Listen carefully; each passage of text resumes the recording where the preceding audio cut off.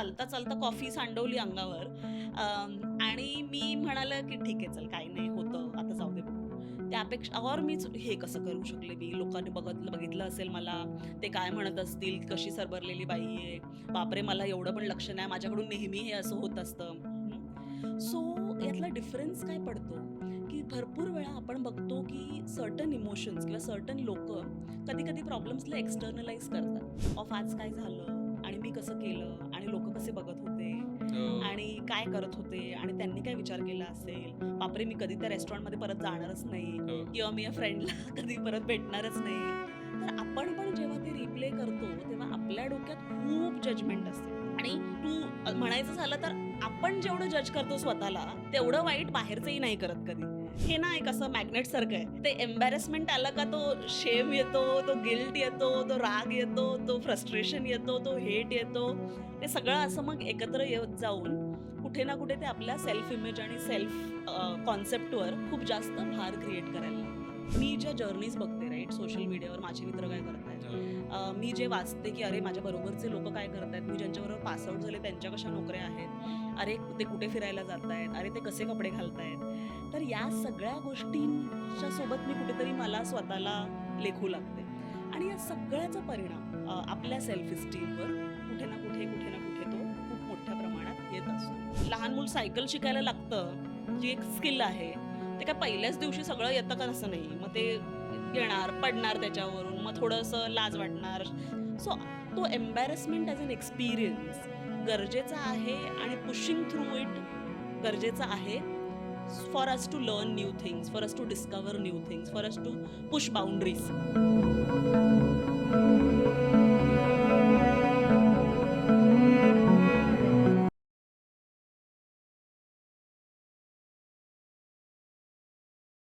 Hello, नमस्कार. मी ओंकार जाधव आणि खुसपूसच्या या नवीन एपिसोडमध्ये तुमच्या सगळ्यांचं खूप स्वागत आहे.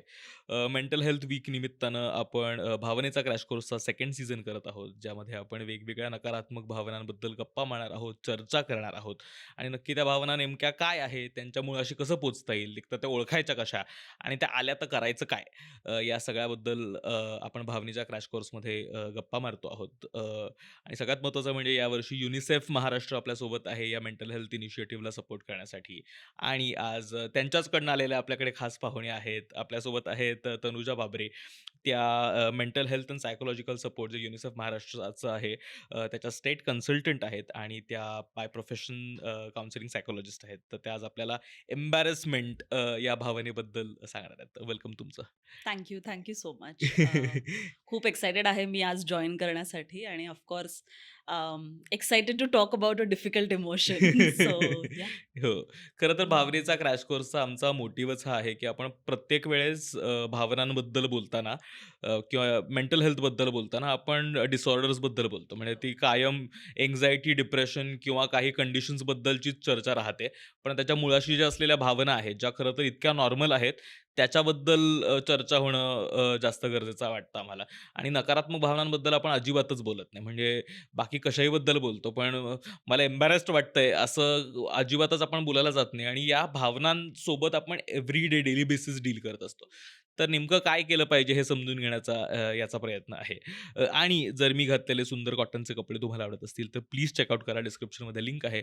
कॉटन कॉटेज आपले फॅशन पार्टनर आहेत. येस, मला वाटतं आपण सुरुवात करूयात. एक तर एम्बॅरसमेंट. मला एम्बॅरसमेंटला मराठी शब्द माहिती नाही. त्याला ओशाळणे म्हणायचं, शरम म्हणायचं, लज्जा म्हणायची, नेमकं काय म्हणायचं? तर एक्झॅक्टली ती भावना काय आहे? हं.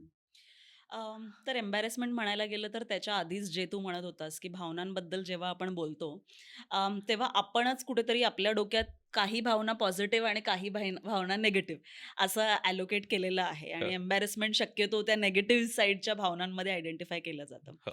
पण एम्बॅरेसमेंट म्हणायला गेलं तर काय आहे नक्की? तर एम्बॅरेसमेंट एक थोडा सोशल सिच्युएशन्सशी जुळलेला एक इमोशन आहे. हं, हं, तर आपण एखाद्या पब्लिक स्पेसमध्ये आहोत किंवा जिथे एखादी कुठली ॲक्शन आपण केली जी सोशली फिटिंग नाही वाटत किंवा सोशली अप्रोप्रिएट नाही वाटत. हं, हं. तर तेव्हा भरपूर वेळा एम्बॅरेसमेंट हा इमोशन आपल्याला फील होऊ शकतो. बरोबर. पण त्यातच तो एम्बॅरेसमेंटशी जुळलेला एक इंटरनल जो आपण आतला कंपोनेंट म्हणतो सायकॉलॉजिकल, तो एक सेल्फ कॉन्शियसनेस, की म्हणजे मला आतूनच एकदम कॉन्शियस वाटतं की हे मी काय केलं किंवा हे बरोबर नाहीये. हं, हं. तर असे दोन्ही कंपोनेंट आहेत एम्बॅरेसमेंट या फीलिंगला, की एखाद्या सोशल सिच्युएशनमध्ये एखादी गोष्ट न फिट होण्यामुळे हं, हं, हं. आपल्याला ही भावना येऊ शकते. ओके. पण त्याचं जे इंटरप्रिटेशन आहे, की हे अप्रोप्रिएट आहे, नाही आहे, हे कदाचित आपण लोकांच्या रिएक्शन्सवरून, आपण कुठेतरी रेस्टॉरंटमध्ये चालतोय आणि पटकन हातातली काहीतरी वस्तू पडली, हो. आणि पहिला लक्ष आपलं आजूबाजूला कोण बघतंय, हां, म्हणजे काय वस्तू म्हणतंय. पडली आहे, ते उचलण्याआधी पहिल्यांदा कुणी पाहिलं हां, का इथे लक्ष हां. जातं. सो त्याला एक आपल्या सोशल एन्व्हायर्नमेंटमध्ये कशाप्रकारे रिस्पॉन्ड केलं जातंय हं. किंवा ही ॲक्शन फिटिंग आहे, नाही फिटिंग आहे, हा बिहेवियर फिटिंग आहे, नाही आहे. तर त्या सोशल नॉर्म्सवरून भरपूर वेळा डिक्टेट होतं, की एम्बॅरेसमेंट कसा फील होणार कुठल्याही व्यक्तीला. हं, हं. म्हणजे खरं तर आपण सगळेच सतत कुठल्या ना कुठल्या क्लाउडच्या फिटिंग इनचा प्रयत्न करत असतो आणि मला वाटतं त्यातनं येणारी ही मुख्य भावना आहे. नेमकं होतं काय? म्हणजे आता भावनेच्या क्रॅश कोर्समध्ये आम्ही हे समजून घेण्याचा प्रयत्न करतोय, ती भावना ओळखायची कशी? म्हणजे त्याच्या सगळ्यात जवळची भावना म्हणजे लाज आहे, शरम आहे किंवा एखादी गोष्ट केल्यानंतर वाटणारी गिल्ट आहे, अपराधी भावना आहे. तर नेमकं एम्बॅरेसमेंट ओळखायची कशी? म्हणजे ती लाजपासनं म्हणजे गिल्टपासनं आणि शेमपासनं कशी वेगळी आहे? तर वेगळी अशी आहे, की जसं मी म्हणाले, की आणि मी जेव्हा या भावनांना बघते, तेव्हा मी त्यांना एका टप्प्यामध्ये बघते. फॉर एक्झाम्पल, हं. की आता मी कुठल्याही एम्बॅरेसिंग सिच्युएशनमध्ये आहे किंवा हो, मी चालते आणि चालता-चालता पडले, हो. आणि त्याच्यामुळे मला पटकन एम्बॅरेसमेंट वाटू शकते, की त्या सोशल सिच्युएशनमध्ये. पण ते झाल्यामुळे शेम ही जी भावना आहे किंवा लाज आपण जिला म्हणतो, ती एक खूप पर्सनल आणि इंटरनल एक्सपिरियन्स आहे. हं. आपण जेव्हा एम्बॅरेसमेंट म्हणतो, तो तरी एका वेळेला एक सोशल एक्सपिरियन्स असतो. अच्छा. की जेव्हा आपण आणि आपल्याला रिसर्च स्टडीजमध्येही बघितलं जातं, की जेव्हा आपण एम्बॅरेसमेंटबद्दल बघतो, तर तेव्हा कुठे ना कुठे दुसरे आपल्याबद्दल काय विचार करत आहेत, किंवा दुसऱ्यांना आपल्याबद्दल काय वाटतंय, हा विचार एक डोक्यात भरपूर असतो. शेम हं. किंवा लाजेबद्दल जेव्हा आपण म्हणतो, तेव्हा ते एक पर्सनल सेन्स ऑफ फेल्युअर किंवा personal sense of limitation, personally मी काहीतरी नाही करू शकले किंवा काहीतरी वाईट केलं, हं, हं. तिथे हा फीलिंग खूप जास्त आपल्याला बघायला मिळतो. तर भरपूर वेळा एम्बॅरेसिंग सिच्युएशनचा आउटकम लाज म्हणून असू शकते. हं. तर तो एक त्याच्यावरती बिल्ड झालेला इंटरनल जे काही आपण, म्हणजे कुठलंही सिच्युएशन किंवा घटनेमध्ये जेव्हा आपण असतो, तेव्हा आपण आपल्या मनातलं एक मीनिंग अटॅच करतो त्याला. हो. आणि हे मीनिंग अटॅच करताना भरपूर वेळा एम्बॅरेसिंग सिच्युएशनमध्ये लाज अटॅच होऊ शकते, राग अटॅच होऊ शकतो किंवा गिल्ट अटॅच होऊ शकतो. अशा कुठल्यातरी भावना अटॅच होऊ शकतात. हो. पण तर मी डिस्टिंग्विश असं करेन, की एम्बॅरसमेंट हा थोडा एक्सटर्नल एक्सपिरियन्स आहे. पण तरी तो एक, त्याची डिग्री फार कमी आहे. अच्छा. जेव्हा आपण शेम किंवा लाज म्हणतो, त्याची इंटेन्सिटी भरपूर जास्त आहे. हं. कारण एम्बॅरसमेंट थोडंसं झालं, ते आपल्याला झटकता येतं कुठेतरी आणि आपण त्याच्यावरून पुढे जाऊ शकतो. हं, हं. शेम हा इंटरनल असल्यामुळे भरपूर वेळा त्याच्यासोबत एक एकटेपणाची भावना पण असते, की मलाच असं वाटतंय, की मीच असं काहीतरी केलंय. मी याच्याबद्दल कोणाला सांगू शकत नाहीये. हे मला आतल्या आत ठेवावं लागेल. आणि त्यामुळे लोकं भरपूर वेळा कट ऑफ करतात. हं. आपण भावनांबद्दल बोलतोय, मेंटल हेल्थबद्दल बोलतोय. त्याच्याशी पण एक शेम, लाज, शरमचा जुळलेला एक एवढा मोठा भाग आहे, की ज्याच्यामुळे भीती वाटते, की लोकं आपल्याबद्दल काय विचार करतील जर त्यांना हे कळालं तर. हो. तर भरपूर वेळा शेम एक असा इमोशन बनून जातो, की मी इंटरनली तो कॅरी करते. पण खूप टोकापर्यंत जातात लोकं हे एन्शुअर करायला, की कोणाला त्याच्याबद्दल कळू नये. हं, हं. तर शेम मी म्हणेल एक खूप जास्त इंटेन्स आणि खूप इंटरनल आयसोलेटिंग एक्सपिरियन्स आहे. हो, हो. Where embarrassment is a social experience. जो ज्याच्यावर काम करता येणं थोडंफार is more easier as opposed to shame. Oh! Interesting. म्हणजे just to put it in words, की उदाहरण जर घ्यायचं म्हणजे मी चोरी करणं, चोरी केली आणि त्या चोरीची लाज वाटली किंवा त्याच्याबद्दलचा गिल्ट आला. पण चोरी लोकांना कळली, तर त्याच्यातनं जे येईल ती एम्बॅरसमेंट असेल, की लोकांना कळलंय आता, की या व्यक्तीने चोरी केली. मे बी त्या कृत्याबद्दल वाटणारी ती भावना नसेल, पण लोकांना कळलंय म्हणूनच आलेलं हे हो, फीलिंग आहे. हो. आणि तू जे एक्झाम्पल दिलं ते खूप इंटरेस्टिंग होतं. कारण तू जे म्हणालास की जसं आपण एम्बॅरसमेंट म्हणतोय, दॅट इज अबाउट की या सोशल सिच्युएशनमध्ये माझ्याकडून काय एक्स्पेक्टेड आहे. हं. हं, आणि मी त्या सिच्युएशननुसार रिस्पॉन्ड करतेय की नाही करत आहे. हं. पण आपण जेव्हा लाजेबद्दल म्हणतो किंवा गिल्ट, शेम म्हणतो, त्याला एक मॉरल कंपोनेंट असतो. हो. की व्हॅल्यूनुसार किंवा मॉरली हे माझ्यासाठी बरोबर आहे की नाही? किंवा मी स्त्री म्हणून असे कपडे घालणं ठीक आहे की नाहीये? मी असं वागणं ठीक आहे की नाहीये? या माझ्या वयाला मोठ्यांसमोर असं बोलणं ठीक वाटतंय की नाही? हं, so there is a moral component to shame. Whereas आपण जेव्हा एम्बॅरसमेंटबद्दल बोलतो, तर तेव्हा त्याला भरपूर सोशल की त्या सिच्युएशनमध्ये ते फिटिंग आहे की नाही? हं, अ, हं. हा एक ॲस्पेक्ट असतो. आणि तो मॉरल कंपोनेंट असल्यामुळे त्याचा इम्पॅक्ट माझ्या सेल्फ इस्टीमवर, माझ्या आत्मविश्वासावर किंवा माझी जी सेल्फ इमेज आपण म्हणतो, हो. की who do I think I am, याच्यावर भरपूर जास्त डीपर इम्पॅक्ट क्रिएट होऊ शकतो. बरोबर, बरोबर. आता एम्बॅरसमेंटबद्दल बोलतोय म्हणजे हे तर कळलं, की ते नेमकं काय आहे. पण का येते एम्बॅरसमेंट? म्हणजे त्याचं आपल्या काही इव्होल्यूशनची, माणसांच्या एकूणच जडणघडणीशी संबंध आहे. म्हणजे काय काय रोल काय प्ले करते आयुष्यामध्ये एम्बॅरसमेंट? म्हणजे जर खरं तर ती इतकी सोशल सिच्युएशन्सवरती काहीतरी बेस भावना आहे आणि माणूस जर सोशल ॲनिमल आहे, तर त्याचा काहीतरी पर्पज पण असेल ना, तर त्याचा उपयोग काय आहे खरं तर? बरोबर, बरोबर. तर तसं म्हणायला गेलंच तर सगळ्याच भावनांचा काहीतरी पर्पज आहे. हो. आणि या जर आपण समजायला गेलो, तर ह्या भावना कुठेतरी आपल्याला आपल्या एन्व्हायर्नमेंटमध्ये सर्व्हाईव्ह करायला मदत करतात. हां, अच्छा. आपल्या मनालाही त्या आपल्या आजूबाजूच्या ज्या घटना होत आहेत, त्यांच्याशी कुठेतरी सामोरी जायला मदत करतात. हं, हं, तर it is like an internal meter, की हे ठीक आहे, नाही ठीक आहे, बरोबर आहे, नाही बरोबर आहे. मला आतून भीती वाटते, नाही वाटते कुठल्या सिच्युएशनची. तर you think about it like an internal clock.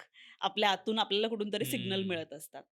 तर जर आपण एव्होल्युशनरी पद्धतीने बघायला गेलो, तर एम्बॅरसमेंट, शेम, गिल्ट, हेट हे सगळे emotions culturally, globally universal emotions आहेत. हं, सो वेगळ्या-वेगळ्या कल्चर्स, जिओग्राफीज, रूरल, अर्बन कुठेही जिथे स्टडी केलेले आहेत, तिथे लोकांना सिमिलर प्रकारे सिमिलर इमोशन्स एक्सपिरियन्स होतात.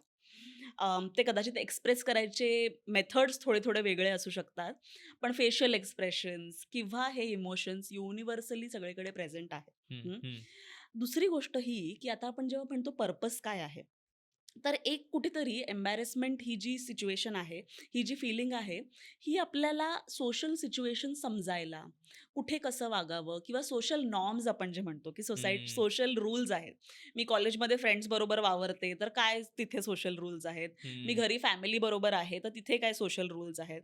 आणि हे आपल्याला खूप लहानपणापासून शिकवलं जातं ना, की आपण पाहुणे आले घरी, तर त्यांच्यासमोर असं नको बसू, त्यांच्यासमोर असं नको बोलू. हो, किंवा हे साफ कर, ते काय म्हणतील, की कसं काय, हे किती घाण करून ठेवलंय रूम. हो. तर हे कुठे ना कुठे, कुठे ना कुठे आपल्या सोशल अपब्रिंगिंगमध्ये आपल्याला शिकवलं जातं. हं, आणि एम्बॅरसमेंट हे कुठेतरी एक चेक ठेवते आपल्यावर, की या सिच्युएशनमध्ये अशा प्रकारे आपण एंगेज करावं, बिहेव करावं की नाही करावं. आणि तो हा एव्होल्युशनरी पर्पज आहे, की ती आपल्याला सोशल सिच्युएशन्समध्ये इव्हॉल्व करायला आणि कसं वावरायचं त्या सिच्युएशन्समध्ये, या गोष्टी ती शिकवते. पण जसं आपण आणि त्याचसोबत आपण सगळ्या भावनांचं म्हणतोय, की शेम झालं, राग झाला, सॅड वाटणं झालं. या सगळ्या भावना आपल्याला कुठेतरी सांगत असतात, की या सिच्युएशनमध्ये कोणीतरी मला हर्ट केलंय म्हणून मला असं वाटतंय. हं, कोणीतरी मला ऑफेंड केलंय किंवा कोणीतरी माझ्या गरजांवर कुठेतरी बोट ठेवलंय, कुठेतरी थांबवून ठेवलंय म्हणून राग येतोय. हं, हं. तर in general as a mental health practitioner मी म्हणेन, की भावना असणं, भावना वाईट किंवा चांगल्या अशा नसतात. भावना असतात. हो, आणि ते असणं आपल्या सर्व्हायव्हलसाठी खूप गरजेचं आहे. हो, हो. हे खूप इंटरेस्टिंग वाटतं मला, की खरं तर सोशल कनेक्शन इस्टॅब्लिश करणं आणि ते एन्करेज करण्याचं काम एम्बॅरसमेंट करतं. म्हणजे असा काहीतरी त्याचा इव्होल्यूशनशी संबंध असेल हे कधी जाणवलं नव्हतं. आत्ता आपण याच्या आधी बोलताना ना सेल्फबद्दल पण बोललो, की तुमची आयडिया ऑफ सेल्फ तुम्ही स्वतःबद्दल काय विचार करता हे खूप जास्त ते एम्बॅरसिंग सिच्युएशन्स मध्ये डिफाइनिंग फॅक्टर असू शकतं. तर हे जे आयडिया ऑफ सेल्फ आहे किंवा सेल्फ आणि एम्बॅरसमेंट याचा कसा संबंध आहे? आणि असं असू शकतं का, की ज्याचा सेल्फची इमेज किंवा ज्याचं स्वतःबद्दलचं मत फार चांगलं आहे, तो अशा सोशल सिच्युएशन्समध्ये एम्बॅरस्ड फील करत नाही किंवा अशा सिच्युएशन्सला बेटर हँडल करू शकतो, असं काही असतं का? हं. तर तुझ्या दुसऱ्या प्रश्नाचं उत्तर मी पहिले हे हो. सांगेन. हे की कुठल्याही व्यक्तीला ती भावना येत नाही, तर अशातला भाग नाही. अच्छा. तर काय बदलतं, की आपण त्या भावनेला कसं हँडल करतो हो. किंवा त्याच्याशी कसं डील करतो. बरोबर. मी गाडी चालवते, रस्त्यावर कोणीतरी येऊन मागून गाडी ठोकली, मला राग येणार किंवा माझी चिडचिड होणार. पण आता ती चिडचिड घेऊन मी समोरच्या बरोबर भांडण करते, की मी स्वतःला शांत करून त्यांना सांगते, की "बरं बाबा झालं. आता मला पण उशीर होतोय, तुम्हाला पण उशीर होतोय. काय आहे ते करा आणि मला जाऊ द्या." हं. सो असं नाहीये, की ज्या व्यक्तींनी स्वतःवर काम केलंय, सेल्फ अवेअरनेस केली आहे किंवा स्वतःचं त्यांचं आपण जे सेल्फ वर्क म्हणतो, हो. ती केलेल्या व्यक्तीला ह्या भावना येत नाही, तर अशातला भाग नाही. हं, हं. ह्या येतात आणि ह्या येणं चांगली गोष्ट आहे आणि गरजेचं आहे. हं. आपल्याला हे पण समजायला लागेल, की आपल्याला एस्पेशली ज्या इमोशन्सला आपण निगेटिव्ह म्हणतो, ते निगेटिव्ह इमोशन्स कधी आपल्याला जाणवतात, जेव्हा आपल्या एन्व्हायर्नमेंटमध्ये त्या इमोशन्स फील करणं सेफ असतं. आपण हं. खूप वेळा बघतो, की राग येतोय, पण माझ्या एन्व्हायर्नमेंटमध्ये सेफ नाहीये ते फील करणं. अ, हं. तर मग मी कदाचित ते व्यक्त नाही करू शकणार. मी तो आतल्या आत ठेवेन. हं. चिड होतेय, माझ्या एन्व्हायर्नमेंटमध्ये सेफ नाहीये फील करणं. कोणीतरी कामावर काहीतरी बॉस हे करतंय आणि भांडण होतंय किंवा मला टार्गेट केलं जातंय, त्याच्यावरून राग येतोय, चिड येतंय. मी तिथे नाही व्यक्त करत. मी घरी जाऊन भांडण करते आणि घरी जाऊन व्यक्त करते. हं, हं.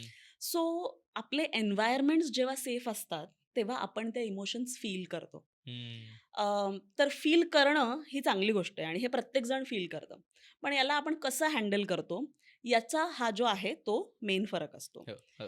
आता गोइंग बॅक टू जे तू म्हणत होतास, की सेल्फवर याचा काय परिणाम होतो. हो. तर आपण जसं मी म्हणत होते, की आपण कुठलंही इमोशन आणि एम्बॅरसमेंट जरी आपण म्हणालो, तरी मी एखाद्या सिच्युएशनमध्ये एम्बॅरस झाले आणि त्याला माझं ब्रेन कसं इंटरप्रिट करतंय. हं, हं. की मी चालता-चालता कॉफी सांडवली अंगावर आणि मी म्हणाले, की "ठीक आहे, चल काही नाही होतं, आता जाऊ दे बघू." त्यापेक्षा और मीच हे कसं करू शकले मी? लोकांनी बघितलं असेल मला, ते काय म्हणत असतील? कशी सरबरलेली बाई आहे. कोणी ओळखीच्यांनी बघितलं तर ते काय म्हणतील? हो. बापरे! मला एवढं पण लक्ष नाही. माझ्याकडून नेहमी हे असं होत असतं. सो यातला डिफरन्स काय पडतो, की भरपूर वेळा आपण बघतो, की सर्टन इमोशन्स किंवा सर्टन लोकं कधी-कधी प्रॉब्लेम्सला एक्सटर्नलाइज करतात किंवा एक युनिव्हर्सलाइज करतात, की ठीक आहे, सगळ्यांकडून होतं. हो. आम्ही त्याला काउन्सिलिंग लँग्वेजमध्ये कॉमन ह्युमन एक्सपिरियन्स असं म्हणतो, हं. की माणूस होण्याचा हा एक कॉमन एक्सपिरियन्सच आहे आणि हा कोणाकडून तरी कधीतरी होणार. हो. जेव्हा आपण अशा प्रकारे त्या सिच्युएशनला बघतो, तर तेव्हा त्याचा इम्पॅक्ट माझ्यावर कमी होतो. हं. कारण मी जाणवते, की मी पण मनुष्य आहे, तू पण मनुष्य आहेस, कधी ना कधी हे होणार. हो. पण जर मी इंटरनलाइज केला, तर मग मी म्हणते, की अरे माझंच काहीतरी चुकीचं आहे. हं. माझ्यातच काहीतरी कमी आहे, की म्हणून मी करू नाही हो. शकले. आणि जो आपण इम्पॅक्ट ऑन सेल्फ म्हणतो, की तो सेल्फ कॉन्शियसनेस जेव्हा माझा वाढतो आणि त्याच सोबत जेव्हा मी आपला एक पार्ट असतो ज्याला आपण क्रिटिकल सेल्फ म्हणतो, की एक असा भाग आपल्या पर्सनॅलिटीचा किंवा आपल्या मनातला, ज्याचं काम आहे कन्सिस्टंटली आपल्याला क्रिटिक करत राहणं. आता इव्होल्युशनरी पद्धतीने बघायला गेलं तर या क्रिटिकचं काय काम आहे? टू एन्शुअर की तुझ्याकडून मिस्टेक्स नाही व्हायला. To prepare you for things which are overwhelming. तुला प्रिपेअर करणं अशा गोष्टींसाठी की जिथे स्टेक्स जास्त हाय आहेत. हं, हं. पण कधी-कधी over a period of time जेव्हा या क्रिटिकला आपण खूप जास्त जागा देतो आपल्या मनात, तेव्हा तो आपल्यापेक्षा पण मोठा होऊन जातो. हं. तर मग हे ठीक होणार की नाही? हा इंटरव्ह्यू कसा जाणार? हा इंटरव्ह्यू नाही गेला तर लोकं मला काय म्हणतील? माझ्याकडून तर काही होणारच नाहीये. तर तो क्रिटिकल सॉर्ट ऑफ जेव्हा फीड इन करत जातो ऑलमोस्ट आणि ह्या सगळ्या सिच्युएशन्स त्याच्यासाठी खाद्यासारखं बनून जातं. हो. तर तेव्हा आपला इमेज जो आहे तो खूप निगेटिव्ह बनत जातो.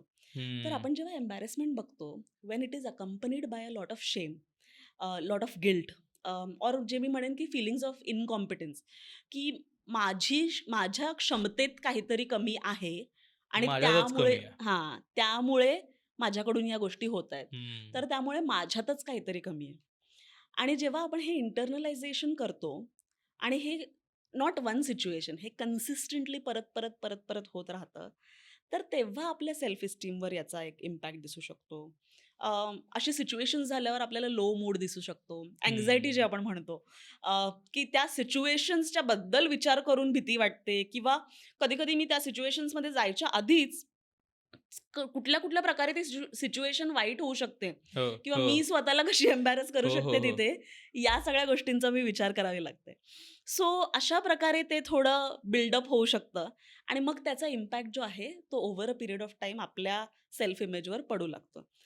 आणि हे ना एक असं मॅग्नेटसारखं आहे, की ते एम्बॅरसमेंट आलं का तो शेम येतो, तो गिल्ट येतो, तो राग येतो, तो फ्रस्ट्रेशन येतो, तो हेट येतो. ते सगळं असं मग एकत्र येत जाऊन कुठे ना कुठे ते आपल्या सेल्फ इमेज आणि सेल्फ कॉन्सेप्टवर खूप जास्त भार क्रिएट करायला लागतं. बापरे!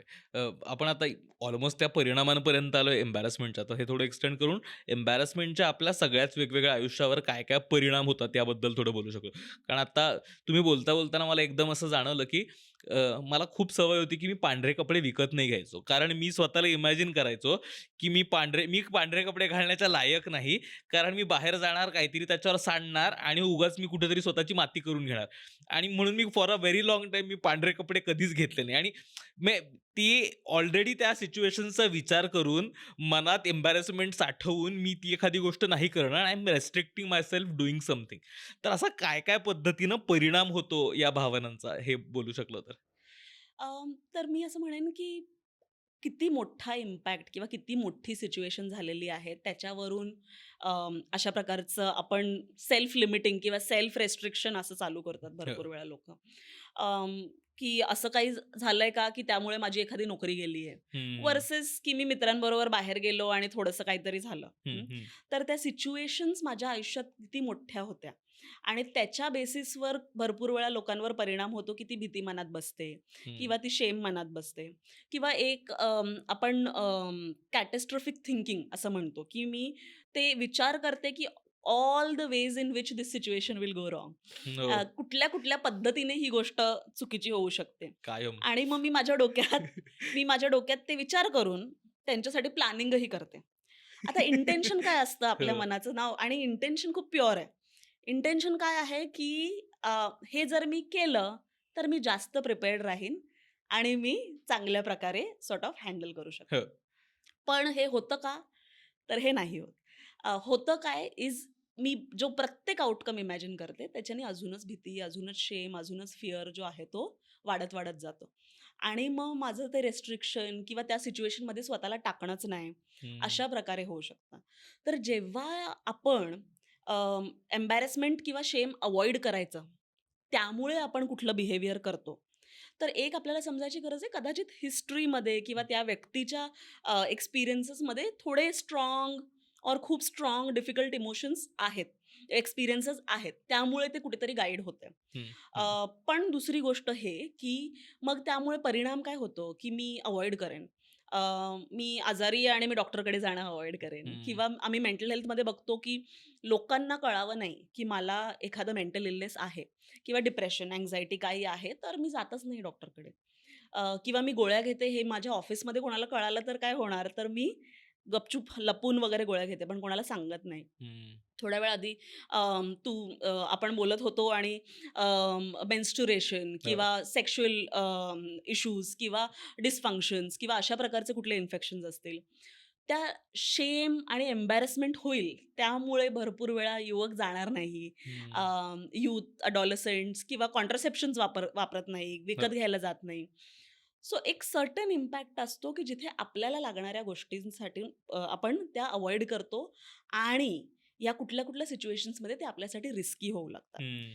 पण दुसरा एक इम्पॅक्ट असा पण होतो, की तो जर एक पॅटर्न बनत बनत गेला आपला, की आपण अव्हॉइड करतोय एम्बॅरसमेंट, आपण अव्हॉइड करतोय शेम कन्सिस्टंटली, तर मग आपण एक स्टॅग्नन्सीपर्यंत पण पोहोचतो, की जिथे आपल्यासाठी एक सेफ हं. एन्व्हायर्नमेंट जे आहे, जे मी ठरवलंय, की बाबा अशा प्रकारे मी माझं लाईफ ऑर्गनाइज केलं तर हे सेफ आहे, ही रिलेशनशिप सेफ आहे माझ्यासाठी, हा जॉब सेफ आहे माझ्यासाठी, अशा प्रकारचं काम सेफ आहे. हो. तर मी कधी ते पुश करणारच नाही. तर कधी मी रिस्क घेणारच नाही. विथ द फिअर की ते चुकीचं होईल. विथ द हं. फिअर की ते वाईट होणार किंवा मला जसं एक्स्पेक्टेड आहे तसा आउटकम येणार नाही. हो. तर त्याचा outcome can range from many things, हं, हं. Of avoiding situations, consistently being in safe situations, किंवा आपल्या एन्व्हायरमेंटला एवढं टाईटली कंट्रोल करायचा प्रयत्न करणं की काहीच आउट ऑफ कॉन्टेक्स्ट नको जायला किंवा हं. अनएक्सपेक्टेड नको व्हायला, जे काही ह्युमनली पॉसिबल नाही आहे. हो. तर मी जरी सगळं छान प्रकारे क्युरेट केलं आणि प्लॅन केलं तर ट्रॅफिकच होतो, ट्रेनच लेट होते, काहीतरी ते होणारच आहे. हो. पण मग जेव्हा ते आउट ऑफ कंट्रोल जातं, तेव्हा त्याची भीती, तेव्हा त्याची अँक्झायटी अजूनच जास्त वाढायला लागते. तर अशा प्रकारचे बिहेवियर्स पण एम्बॅरसमेंट अव्हॉइड करण्यासाठी आपल्याला भरपूर वेळा बघायला मिळेल. दुसरं एक असं पण होतं, की भरपूर वेळा ते एक रिप्लेइंग ऑफ आज काय झालं आणि मी कसं केलं आणि लोकं कसे बघत होते हो. आणि काय करत होते आणि त्यांनी काय विचार केला असेल. बापरे! मी कधी त्या रेस्टॉरंटमध्ये परत जाणारच नाही हो. किंवा मी या फ्रेंडला कधी परत भेटणारच नाही. तो जो रिप्लेइंग असतो आणि सायन्स टेल्स अस की मी त्या सिच्युएशनमध्ये फर्स्ट हँड जेव्हा एक्सपिरियन्स करते, त्याचा परिणाम माझ्या ब्रेनवर, माझ्या मनावर जो होतो, तो रिप्लेइंग केल्यावर पण सिमिलर परिणाम होतो आणि तो ओह! कन्सिस्टंटली वाढत राहतो. कारण I am sitting and I have the luxury of time. आता मी बसून एक-एक, एक-एक, एक-एक, एक-एक गोष्ट रिप्ले करणार, फ्रेम बाय फ्रेम फ्रेम जाणार बाय आणि फ्रेम म्हणजे चालणार. असा तो ग्लास पडला तर मी इथं उचलतानाच हे बोट सटकलं आणि हां, ते असं हां, इतकं डिटेलमध्ये दिसत राहतं हो. परत-परत. हो. आणि with that comes a lot of judgement, की मी हे करायला हवं होतं, मी ते म्हणायला हवं होतं, मी असं करायला हवं होतं, मी असं का केलं, मी हे का नाही केलं, मी हे नेहमीच करते. तर आपण पण जेव्हा ते रिप्ले करतो, तेव्हा आपल्या डोक्यात खूप जजमेंट असते आणि म्हणायचं झालं तर आपण जेवढं जज करतो स्वतःला, तेवढं वाईट बाहेरचंही नाही करत कधी. सो ती जजमेंट अजूनच आपल्या इनर क्रिटिकला फिल करत जाते आणि अजूनच तो निगेटिव्ह सेल्फ इम्पॅक्ट वाढत जातो. बापरे! मला आता ते इतकं फ्लॅश होतंय, की एखादं कन्व्हर्सेशन असतं ज्याच्यामध्ये आपण काहीतरी बोलून जातो आणि आपण काहीतरी चुकीचं बोललेलो असतो आणि नंतर ते खूप वेळ म्हणजे जवळपास दिवसभर तेच वाक्य परत-परत दुरुस्त केलेलं माझ्या डोक्यात घोळत राहतं, की अच्छा हे नाही मी हे म्हटलं होतं, हे नाही हे म्हटलं आणि ते दिवसभर राहतं जोपर्यंत तो एक डिस्ट्रॅक्शन मिळत नाही. बापरे! आता आपण एम्बॅरसमेंटबद्दल बोलतोय, तर त्यात आणखीन एक म्हणजे हे तर झालं, की स्वतःच्या कृत्यामुळे आलेली एम्बॅरसमेंट. बऱ्याचदा ना म्हणजे आता आपण लहान मुलं म्हणजे तरुण मुलांबद्दल वगैरे पण बोलत होतो. खूप मुलांना त्यांचे पालक त्यांच्या सोशल सर्कल्समध्ये काय बोलतील, कसे वागतील याच्याबद्दल खूप एम्बॅरेस्ड वाटतं. म्हणजे त्यांना म्हणजे खूप असतं ना ते, की don't embarrass me in front of my friends वगैरे, की मित्रांसमोर एका पद्धतीनं वागणं तुम्ही अपेक्षित आहे. म्हणजे इथे ते काहीतरी करतात या कृतीबद्दल एम्बॅरसमेंट नाहीये, तर त्यांच्याच जवळचे आजूबाजूचे इतर लोकं करतायत किंवा आपण सेकंड हँड एम्बॅरसमेंटबद्दल बोलतो, की अख्खाच्या हो. अख्खा ग्रुप काहीतरी आहे, एक कोणीतरी करत आहे आणि आपल्याला ती एम्बॅरसमेंट फील होते. याबद्दल म्हणजे हे काय काय पद्धतीनं वेगळं आहे, की ते तसंच सिमिलर आहे? अं, जेव्हा आपण सॉर्ट ऑफ अशा प्रकारे म्हणतो की पेरेंट्स ते एक्सपेक्टेशन्स असतात, आणि हे एका प्रेशरच्या फॉर्ममध्ये देन क्रिएट होतं ना, हं. की तू कसं वागायचं, तुला कुठे ॲडमिशन मिळालं पाहिजे, तुला कुठे सॉर्ट ऑफ अभ्यास केला पाहिजेस तू, किती मार्क्स मिळाले पाहिजेत, किंवा आपण जेव्हा जाऊ तेव्हा सगळ्यांसमोर माझी मुलं कशी दिसली पाहिजेत. हो. तर ते आणि हे पूर्ण करण्यासाठी भरपूर वेळा मी माझ्या एन्व्हायर्नमेंटला खूप, आणि in this case not environment but माझ्या मुलांना त्यांचं आयुष्य कंट्रोल करण्याचा प्रयत्न करते. हं. आणि जेव्हा आपण या अशा प्रकारे क्युरेट करायचा प्रयत्न करतो आपलं आयुष्य, तेव्हा इंडिव्हिज्युअलिझमसाठी स्पेस उरत नाही ना, हो. किंवा आपण जे organically things which turn out to be हो. राइट, त्याच्यासाठी स्पेस उरत नाही. तर मग मुलांना पण मग एक्सपिरियन्स करण्यासाठी, की मला काय आवडतं, मला काय नाही आवडत, मला काय चांगलं वाटतं किंवा मला कुठली तरी गोष्ट करून बघायची आहे. भलेही ते फेल होऊ दे, हं. पण मला ट्राय करायची आहे हो. आणि ते करण्यात पण काहीतरी मेरिट आहे. हं, हं. हे आपण त्यांना एक्सपिरियन्स करून देत नाही. तो फेलियर एक्सपिरियन्स करणं आणि टू रिकॉग्नाइज की ठीक आहे, काही हरकत नाही. त्याच्यातून आपण काय शिकलो आणि पुढे जाऊया ह्याच्यातून. हं, हे कुठेतरी आपल्याला मग ती एक व्हॅल्यू, नॉट व्हॅल्यू, बट हे कुठेतरी एक लर्निंग ते इम्बाईब करता येत नाही. हं. जेव्हा आपण सेकंड हँड एम्बॅरसमेंटबद्दल बोलतो, तेव्हा ते भरपूर वेळा असं असतं, की ते दुसऱ्या कोणाचं काहीतरी चालू आहे आणि त्याचा विचार करून माझ्या इमेजवर काय रिफ्लेक्ट होईल, हं. हा एक विचार कन्सिस्टंटली आपल्या डोक्यात असतो. आणि याला मी एक जोडेन, की आपण जे फिअर ऑफ जजमेंट म्हणतो.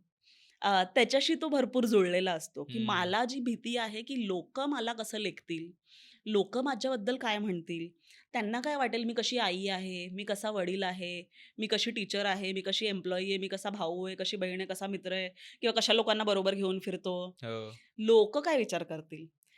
आणि भरपूर वेळा ही लोकं असतात जी आपल्याला कधी भेटणारही नाही परत आपल्या हो. आयुष्यावर ते तेवढा विचारही करत नाही हो. किंवा आपण जेव्हा लोकांना भेटतो, ज्यांचं आयुष्य आपण किंवा ज्यांचे बिहेवियर्स आपल्याला पटत नाही, आपण किती वेळ घालवतो त्याच्यावर विचार करण्यात. हं. अं, पण सिमिलरली की जेव्हा हा फिअर ऑफ जजमेंट ड्राईव्ह करत असतो, माझं behaviour or for me to control other things, other people in my life तर तेव्हा मी पण मग त्यांच्यावर प्रेशर क्रिएट करायला लागते कुठेतरी. मी पण डिससॅटिस्फॅक्शन दाखवायला लागते, की "अरे, हे काय केलं? अरे, हे कसं केलं?" आणि कुठेतरी जे आपण म्हणत होतो, की हे एक नॉर्मल एक्सपिरियन्स आहे आणि हे होणं ठीक आहे. हो. आणि ते होऊन कुठेतरी शिकू दे, ती प्रोसेसच आपण अलाऊ करत नाही. हं.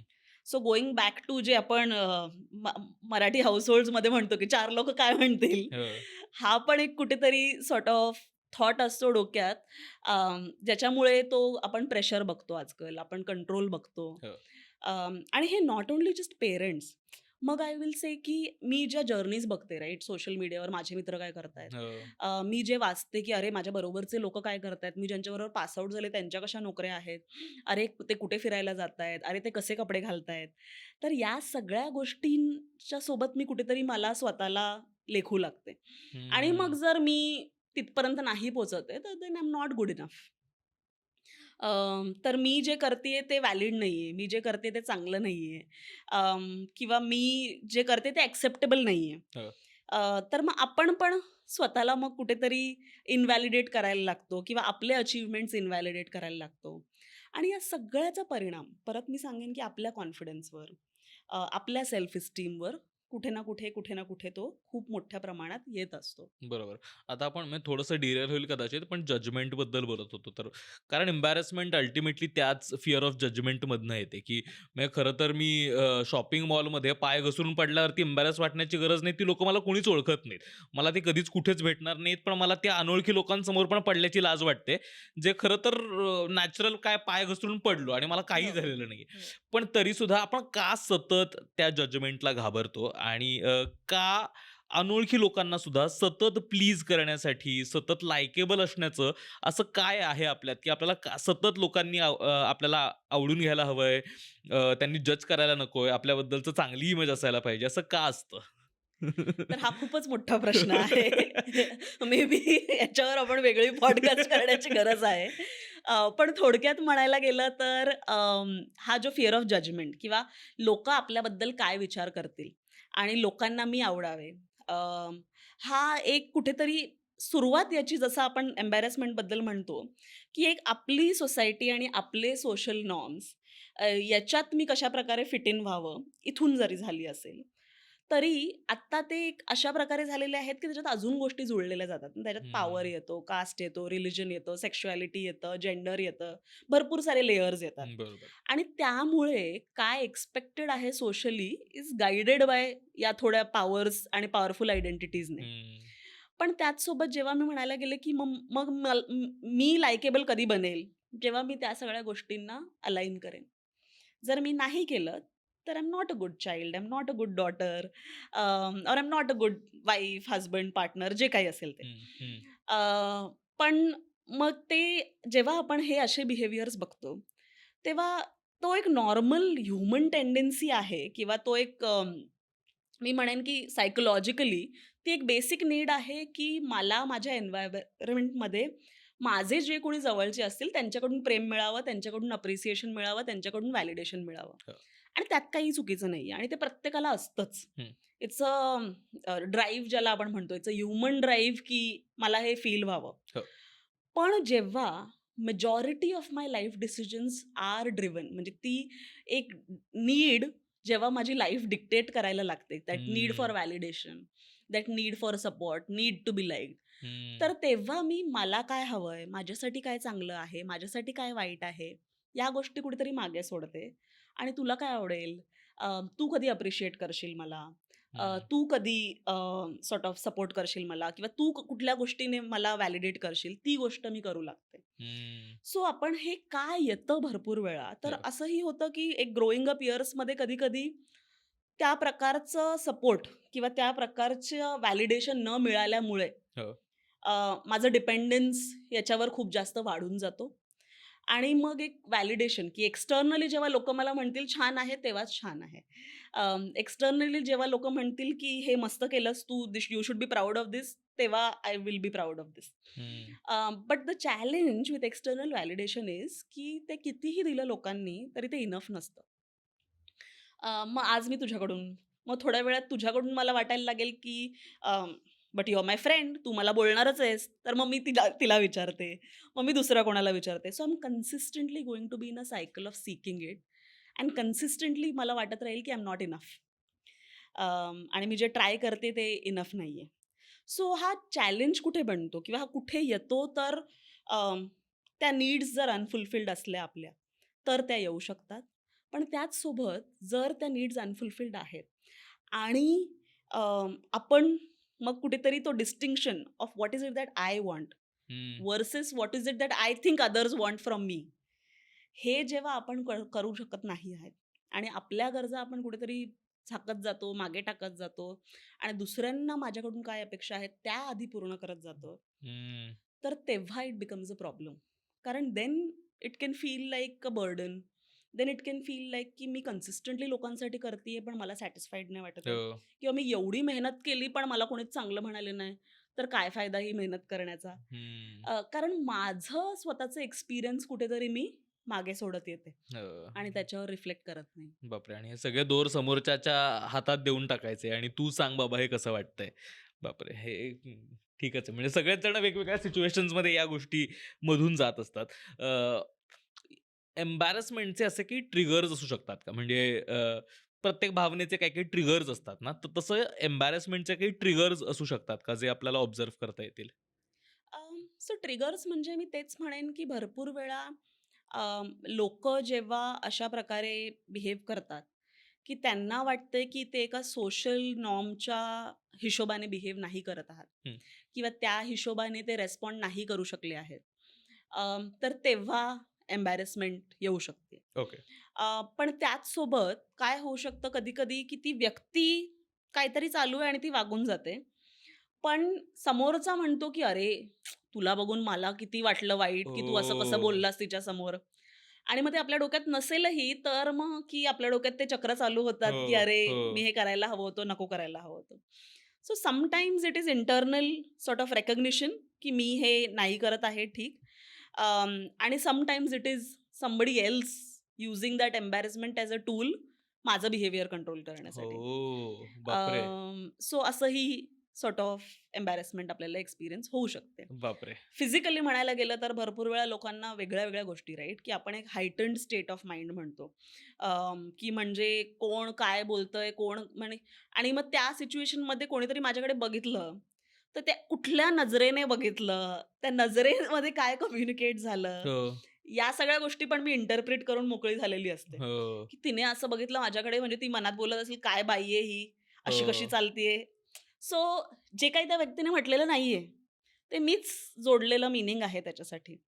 सो जेव्हा आपण एम्बॅरसमेंट म्हणतो, तर तेव्हा मी एकदमच अलर्ट होऊन जाते. तो इमोशन मला डिस्कम्फर्ट फील होऊ शकतं बॉडीमध्ये. कधी स्वेटिंग होऊ शकते, कधी हार्ट पॅल्पिटेशन्स एकदम जोरात होऊ शकतात. कधी आपण आजूबाजूला काय चाललंय, कोण आपल्याकडे बघतंय, कोण काय करतंय, हे आपण चेक करू लागतो. तुम्ही एक लहान मूल पाहिलं, तर ते लहान मूल खेळता-खेळता पडलं, तर पहिले काय करतं, आजूबाजूला त्याचं बघतोय. आजूबाजूला आणि त्याचे पेरेंट जे कोणी असतील किंवा केअर गिव्हर, ते पहिले त्यांच्याकडे बघणार आणि जर ते हो, केअर गिव्हर असे स्केअर्ड आहेत, तर ते मूल लगेच रडायला लागतं. हो. आणि जर ते नाही आहेत, तर the child might go back to playing. So आपण पण ह्या गोष्टी कुठेतरी सोशल नॉर्म्सवरून शिकतो. हं, हं. कुठल्या सिच्युएशनमध्ये हे फील करायचं, कुठल्या सिच्युएशनमध्ये नाही करायचं. जर भरपूर वेळा ग्रोइंग अप मला पाहुणे नेहमी आले, तर त्यांच्यानंतर मला लेक्चर मिळतं, की "तू अशी कशी बसलीस त्यांच्यासमोर? असं कसं म्हणालीस? ही किती घाण होती. ते काय बोलत असेल? ते काय?" सो नेक्स्ट टाईम मी ते विचार करत राहणार. And the more number of Times it happens, the more number of Times it will trigger lot of shame, lot of embarrassment, or the fear की बाबा मला सगळं एकदम नीट ठेवायचं आहे, की मला त्यांच्यासमोर एम्बॅरेस नको व्हायला. बापरे! अ, आता जर मग हे कळलंय साधारण, की आता काय पद्धतीने एम्बॅरसमेंट येऊ शकते आणि ती आली, की काय केलं पाहिजे. मग आता जर एम्बॅरसमेंट आली तर काय केलं पाहिजे? मग इथपासून सुरुवात करूयात, की मॅनेज कशी करायची? म्हणजे बऱ्याचदा असं आपण बोलता-बोलता एखादं काहीतरी चुकून बोलून जातो आणि कॉमन रिस्पॉन्स टू इट, की आपण हसत ते त्याचा काहीतरी एक जोक करतो आणि मग ते थोडंसं ती सिच्युएशन सूद करण्याचा प्रयत्न करतो. तर एम्बॅरसिंग सिच्युएशन्समध्ये एम्बॅरसमेंट आल्यानंतर काय करू शकतो आपण किंवा काय केलं पाहिजे? हं. तर प्रत्येकाचा एम्बॅरेसमेंट हँडल करायचा जो सॉर्ट ऑफ मेकॅनिझम आहे तो वेगळा-वेगळा असेल कदाचित. पण सगळ्यात आधी आणि थोड्या-थोड्या गोष्टी आहेत ज्या आपण करू शकतो. पण सगळ्यात आधी म्हणजे ते ओळखणं, की काय होतंय इन धिस मोमेंट हं. आणि तो इमोशन मला माझ्या बॉडीमध्ये कसा फील होतो. अ, भरपूर वेळा माझे क्लायंट्स मला सांगतात, की राग कोणी-कोणी सांगतं, की माझं अंग तापतं. कोणी-कोणी सांगतं, की मला राग आला तर मला असं वाटतं जाऊन मी झोपून घेते. मला कोणाशीच बोलायचं नाही, मला काहीच करायचं नाहीये. हो. मला एकटं राहायचंय किंवा कोणी-कोणी सांगतं मला खूप राग आला, की मी रडते. पॉइंट बिईंग की प्रत्येकाचं फिजिओलॉजिकल रिएक्शन त्या इमोशनसाठी वेगळं आणि युनिक असू शकतं. हं. तर माझ्या बॉडीमध्ये मला शेम, एम्बॅरेसमेंट, गिल्ट हे इमोशन्स कसे फील होतात? धड हं. वाटते का? विचार चालू होतात का डोक्यात? रडायला येतं का? खूप स्वतःवर राग येतो का? स्वतःला काहीतरी करू का असं वाटतं का? तर मला इंटरनल माझा एक्सपिरियन्स कसा आहे या इमोशनचा, याच्याबद्दल थोडं अवेअरनेस क्रिएट करणं गरजेचं आहे. हं, मग हं. ते कसं होणार अवेअरनेस क्रिएट, की मे बी लास्ट टाईम जेव्हा मला असं झालेलं, तेव्हा मला काय आठवण आहे, की बॉडीमध्ये कसं फील होत होतं? आणि भरपूर वेळा क्लायंट्सना जेव्हा मी हा प्रश्न विचारते, तेव्हा ते असे एकदम ब्लँक असतात. हो. कारण आपल्याला ती सवय नसते हं, बघण्यासाठी. हं, सो आपलं पहिलं म्हणजे तर मी सांगेन, की तो माइंडफुल प्रेझन्स आपण ज्याला म्हणतो. हं. आणि असं असं नाहीये, की मी आज करायला सुरू केलं, तर मला लगेच सगळं समजेल आणि लगेच सगळं कळायला चालू होईल. तर कधी-कधी क्लायंट्स म्हणतात, की अनकम्फर्टेबल वाटतंय. मला माहीत नाही, कसं तरी होतंय. हं. कसं तरी होतं. हां. हो. मग ते पोटात होतंय, छातीत होतंय, डोक्यात होतंय, काय होतंय? ठीक आहे. Stay with it. अजून काही कळतंय का? अजून काही वाटतंय का? मग मे बी नेक्स्ट टाईम जेव्हा ते होईल, तेव्हा मी त्याच्याबरोबर अजून विचार करेन, तर मला अजून क्लॅरिटी मिळेल. हं. सो आपल्या स्वतःच्या बॉडीमध्ये तो इमोशन आपल्याला कसा फील होतोय, हे आपण आधी बघणं गरजेचं आहे. दुसरी गोष्ट मी म्हणेन, की मग ते झाल्यावर माझं इंटर्नल रिएक्शन कसं आहे, हं. की मी इंटर्नलाइज करते. खूप वेळ घालवते का त्या गोष्टीचा विचार करण्यात हं. आणि त्याला डायसेक्ट करतो आपण जे म्हणतो ते, हो. की जसं तू म्हणत होतास, की मग हे बोलायला हवं होतं, मग असं करायला पाहिजे होतं, मग असंच बघायला पाहिजे होतं, मग मग मी रिप्लायच नव्हता द्यायला पाहिजे किंवा मी हो. हसायलाच नव्हतं पाहिजे त्या जोकवर. सो हे सगळे जे आपण डायसेक्शन म्हणतो, याचा खरं तर म्हणायला गेलं तर काही फायदा आहे का करून? नाही. सो बेनिफिट काय आहे ते करण्याचा? तर benefit is it that you you will be more prepared in future? Probably not. तर मग काय होतंय, की it is just adding on to the shame ना, की हं. बापरे! मी एवढं स्मार्टली बोलू शकत होतो आणि मी बोललोच नाही. मी नेहमीच असं करतो. हं. तर आपण जे ते डायसेक्शन ती स्टेप थोडीशी लांब नेणं किंवा कधी-कधी स्वतःला अव्हॉइड करणं. मी कधी-कधी क्लायंट्सला सांगते, की ते झालं, की स्वतःला सांगा, की ठीक आहे हे मी ठेवतो. मी जेव्हा काउन्सिलरकडे जाईन किंवा जेव्हा भेटेन तेव्हा आम्ही एकत्र बसून त्याच्याबद्दल विचार करू. हो. सो त्याच्यावर ड्वेल करणं आपण जे म्हणतो, त्याच्यावर विचार करणं, ते जेव्हा आपण एकट्याने करत असतो आणि कधीतरी म्हणजे असं मलाच स्वतःला असं कधी-कधी होतं, की काहीतरी झालेलं असतं आणि मग मी विचारते, "अरे, असं नव्हतं करायला पाहिजे. मे बी ही मीटिंग मी अशी घ्यायला पाहिजे होती. मे बी मी असं सांगायला पाहिजे होतं." आणि मग रात्रीच्या 1 आणि 2 वाजता जेव्हा हे विचार चालू असतात, तेव्हा nothing good is gonna come out of it. तर हो. त्याच्यातून मी काहीही अचीव्ह नाही करणार आहे. नाही मी काही बदलू शकणार आहे. आणि मला असं काही ते रात्रीच्या 2 वाजता विचार करण्यात काहीही विस्डम येणार नाहीये, राइट? तो विस्डम कदाचित कधी येईल, when I am more rested, when I am slightly away from the situation. हं. तर तेव्हा मी जास्त होलिस्टिकली त्याच्याबद्दल विचार करू शकेल. हो. सो त्याच्यावर डायसेक्ट करण्याऐवजी कधी-कधी sort of spend time thinking about irrelevant details, की माझ्या शर्टाचा कलर काय होता? दुसऱ्यांनी काय कपडे घातलेले? Now the oh! Reason I am saying this is as opposed to आपण त्या इमोशनल एक्सपिरियन्सवर एंगेज करण्याच्या ऐवजी. हं. त्या एक्सपिरियन्सचे स्ट्रक्चरल गोष्टींबद्दल जेव्हा एंगेज करतो, तेव्हा थोड्या कधी-कधी आपल्याला त्या इमोशन्सची थोडं लांब जाता येतं. हम्म. So that is one of the strategies. पण त्याचसोबत की जेव्हा माझी ही अवेअरनेस वाढते, तेव्हा मी स्वतःशी आपण एक सेल्फ कंपॅशनेट चेक असं म्हणतो, की सेल्फ कंपॅशन म्हणजे काय? की माझ्याप्रती मी किती करुणा किंवा काइंडनेस व्यक्त करू शकते. हो. अं, माझ्याबरोबर माझं मूल असेल, माझ्याबरोबर माझे पार्टनर असतील, माझा मित्र असेल कोणीतरी जवळचा किंवा कुठलीही व्यक्ती ज्याच्यावर माझं प्रेम आहे. ते जर या सिच्युएशनमध्ये असते, तर मी त्यांना काय म्हणाले असते? किंवा मी त्यांच्याशी कसं बोलले असते? हम्म. मी त्यांना कसं म्हणाले असते का, "अरे किती बावळट आहेस, असं कसं केलंस तू? तुला हम्म. समजत नाही का? पांढरा शर्ट घालून आलास आणि हे असं, तू घेतलाच कशाला?" नाही म्हणणार ना आपण. हो. आपण प्रेमाने बोलू, आपला टोन कसा असेल, आपण काय शब्द वापरू, आपण काय म्हणू त्यांना, की "अरे ठीक आहे, होतं, त्यात काय मोठी गोष्ट, यांना थोडी लोकांना आपल्याला परत भेटायचंय." हम्म. सो हे सेल्फ कंपॅशन जेव्हा आपण आपलं ज्यांच्यावर प्रेम आहे, त्यांच्याप्रती खूप ऑटोमॅटिकली आणि खूप नॉर्मली येतं. हो. नॅचरली येतं. क्रिएट करावं लागत नाही. हो. तर तेच आपल्याप्रती कसं करूया, याच्यावरती फोकस असला पाहिजे. तर simple thing to do is की आम्ही ज्याला काउन्सिलिंगमध्ये आपण काउन्सिल अ फ्रेंड असं एक्सरसाइज म्हणतो, की तुला जर तुझ्या मित्राला ज्याच्यावर तुझं प्रेम आहे, या गोष्टीवरून काहीतरी ॲडवाईस द्यायचं असेल किंवा त्याच्याशी चर्चा संवाद करायचा असेल, तर तू काय टोन वापरशील? काय हम्म. म्हणशील? काय सांगशील त्याला? आणि तेच सेम गोष्टी तू स्वतःशी बोलायचा प्रयत्न करू शकतोस का? की ठीक आहे, अरे यार होतं.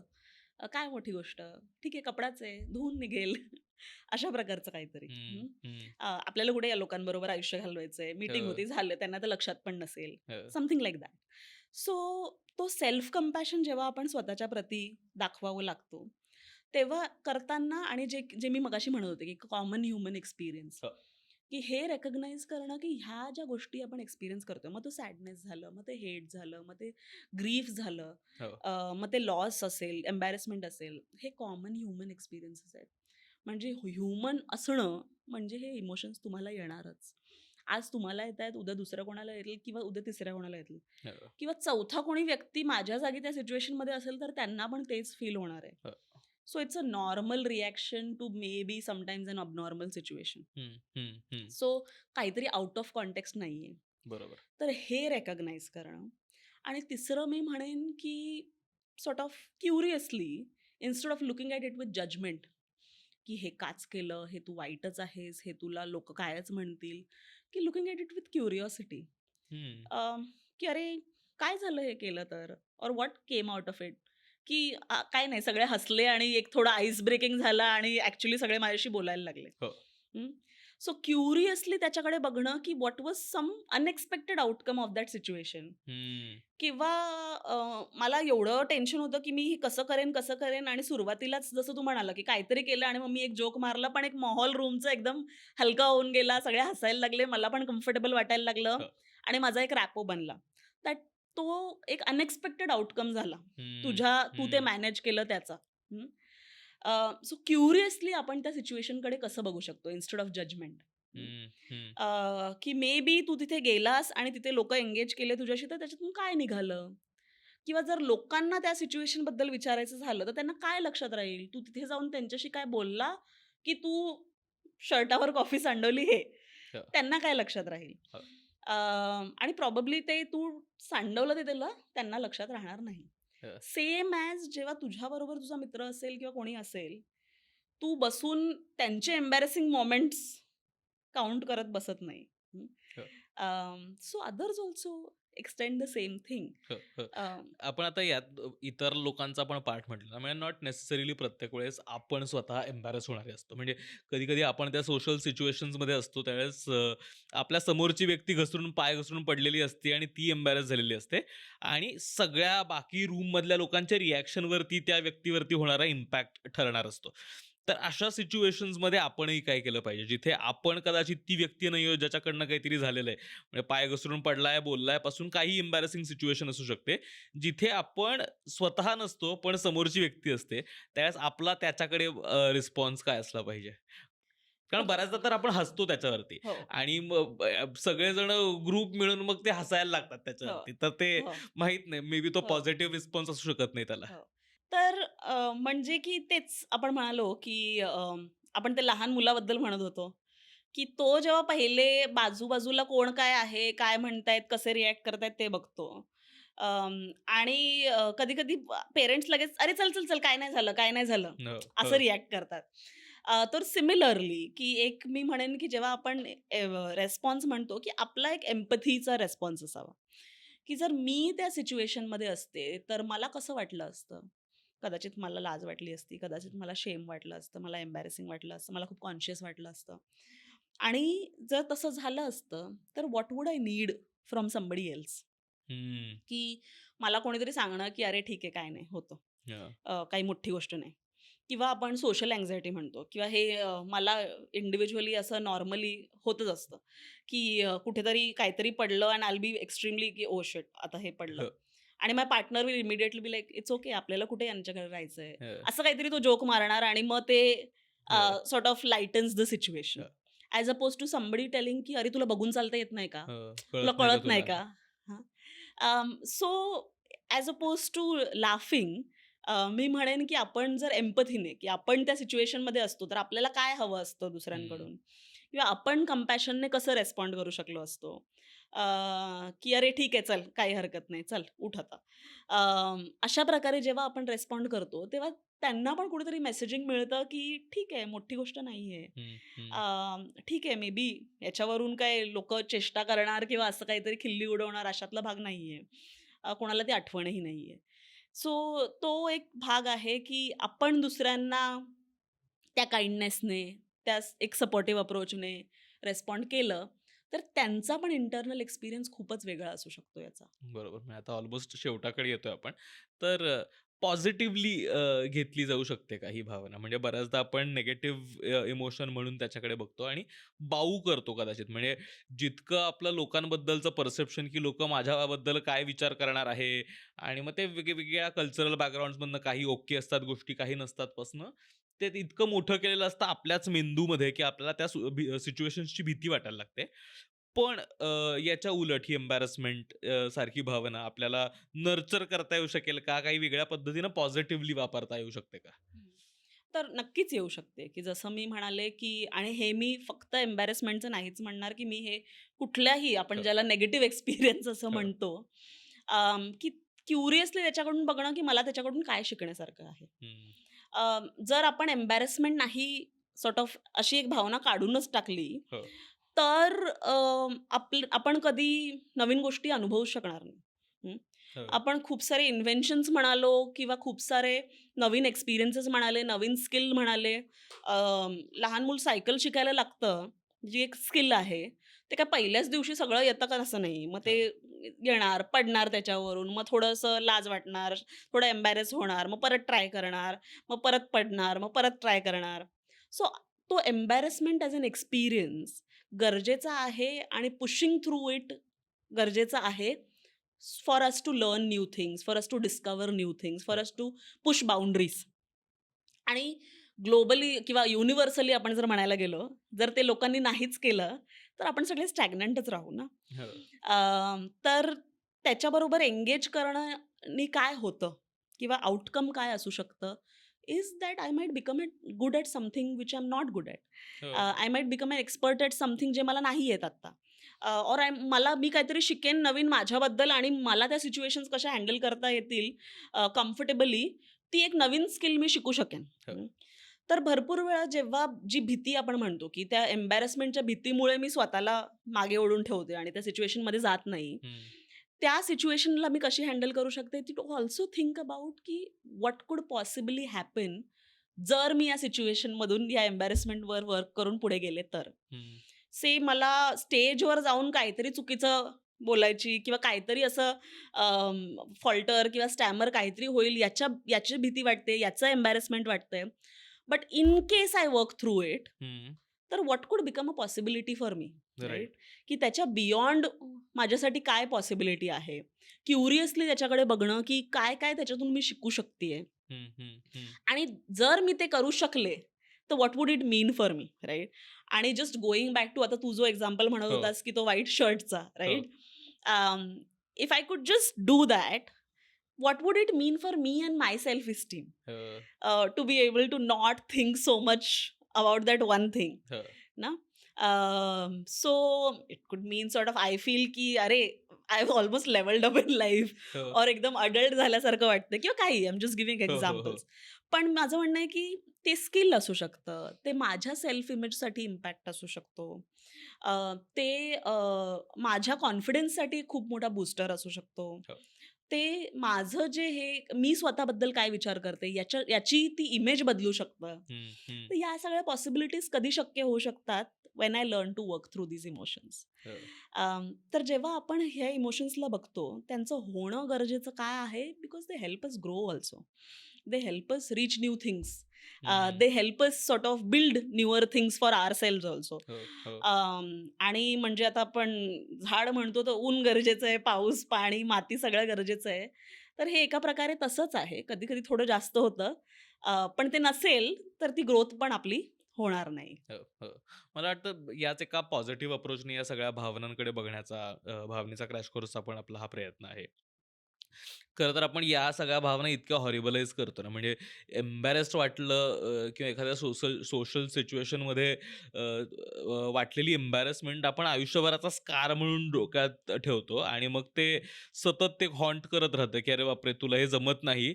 पासून आपण त्या गोष्टींपासून स्वतःला रिफ्रेन करायला लागतो आणि मग ते परत एक्सपिरियन्सच करू देत नाही. तर ती भीती घालवणं त्याच्या पुढेच गेल्यानंतरच आपण कदाचित ते ओव्हरकम करू शकणार आहोत. तर थँक सो मच तुम्ही आलात आणि एम्बॅरसमेंट बद्दल आपण इतक्या छान गप्पा मारल्या. छान वाटलं म्हणजे अ, वेगळाच एक पर्स्पेक्टिव्ह एम्बॅरसमेंट बद्दलचा मिळाला. तर खूप खूप आभार तुमचे. तुम्हाला आजचा एपिसोड कसा वाटला? आजची भावना कशी वाटली? तुम्हाला काय-काय अशा सोशल सिच्युएशन्समध्ये तुम्ही एम्बॅरस्ड फील केलं असेल तर नक्की कळवा. काय सिच्युएशन्स होत्या आणि त्या कोप करण्यासाठी तुम्ही काय केलं होतं हेही जरूर कळवा. आणि जर ह्या भावनेच्या क्रॅश कोर्समध्ये वेगवेगळ्या भावनांबद्दल आपण बोलतो आहोत. तुम्हाला जर कुठेही काही ट्रिगर्ड वाटत असेल या भावनांबद्दल काही कुठल्याही अर्थी मदत हवी असेल, तर त्यासाठीचे हेल्पलाईन नंबर्स आम्ही सोबत दिलेले आहेत. तर तिथे कनेक्ट करू शकतात. खूप खूप आभार. धन्यवाद.